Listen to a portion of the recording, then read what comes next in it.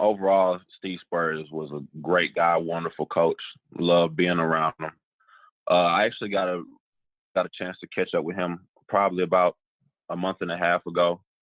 I ran into him when I was previously playing in the AAF when we played him. I was playing with the Birmingham Iron before everything shut down. And just got a chance to catch up with him. I mean, we had a great relationship. He was exactly who you think he is. You know, he's a guy that likes to talk junk, you know, mess around, and obviously he's a player's coach. If nobody else tells you, he's a 100% player's coach. He's always looking out for the best interests of the players.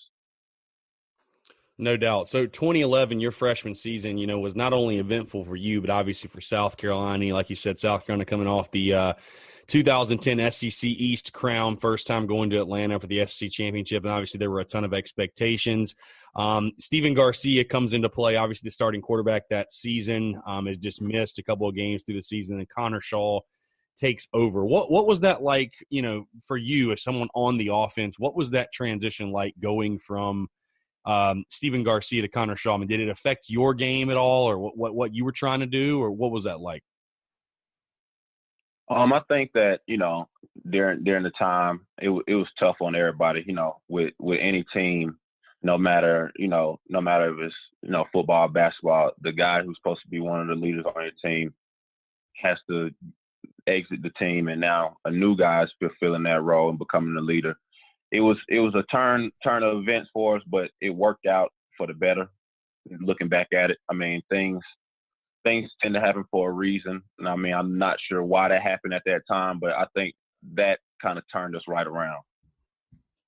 For sure. What was it like playing for, obviously you played with him for a couple of years, but what was it like playing for a guy like Connor Shaw, or playing with a guy like Connor Shaw? I mean, just such a guy that's such a leader on the field and off the field for you guys.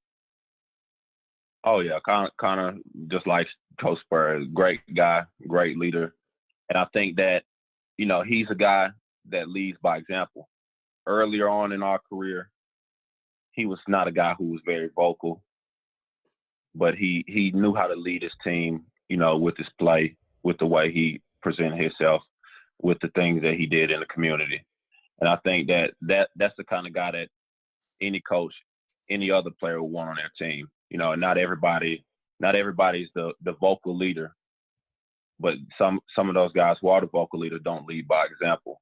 And I think as the years went on and as he grew and felt more comfortable as the guy, he developed more of I would say, a leadership role off the field, in a sense. Not saying that he didn't have that type of role. He just wasn't a vocal guy. Right. So I think that we all learned from the way he led us throughout those years, through all the tough times, through all the up and downs, the injuries, all those. We sat back and watched him and learned from what he did.